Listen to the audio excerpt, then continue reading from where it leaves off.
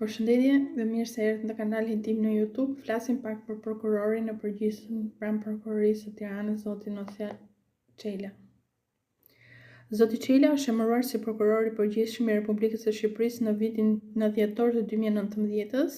Ka një karrierë të gjatë në sistemin prokurorial që për vitin 2001, formimi i tij përfshin si diplomimin si jurist në Fakultetin e Drejtësisë Universitetin e Tiranës 1999 dhe përfundimin në School of Magistrates në 2002. Gjatë viteve, ai ka shërbyer në prokurim pranë gjykatës së Rrethit Tiranë 2001-2004 dhe më pas tek prokuroria për krime të rënda ku u zgjodh dhe drejtues në vitet 2008-2012. Aspektet pozitive.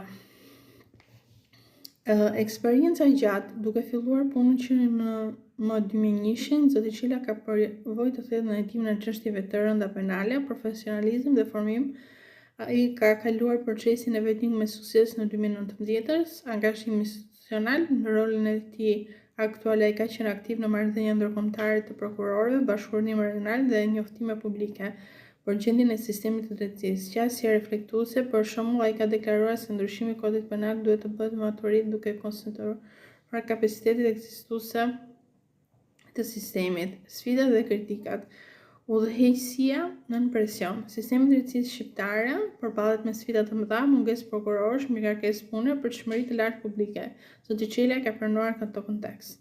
Komunikimi publik. Në disa raste zoti Çela ka kritikuar prokurorët për sjellje që i vlerëson si jo profesionale, për shembull ankesën në ambasadë për vendim apeli. Kjo lë përshtypjen se ka tensione brenda sistemit që mund të dëmtojë imazhin institucional. Çështje hetimore, organizative. Në procesin e vetimit ju vu në dukje çështje si pushime hetime. Në procesin e vetimit ju vu në dukje çështje si pushime hetimesh, mungesë burimesh dhe sfida në kapacitetet e organeve hetimore. Në total, zoti Çela paraqitet si një figurë me profil të lartë profesional dhe me kandidaturë të konsoliduar për të drejtuar një institucion kaq thelbësor si prokuroria e përgjithshëm.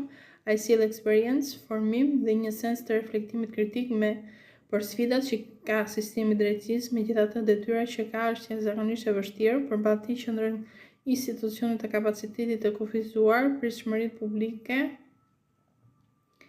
të larta dhe nevojë për transformim. Nëse do të bëj një vlerësim në shkallë nga 1 në 10, do ta vendosja rreth 7.5, shumë mirë në gjendjen aktuale, por me hapësirë të rëndësishme për përmirësim, sidomos në aspektet e komunikimit institucional, forcimit të hetimeve dhe rritjes së kapaciteteve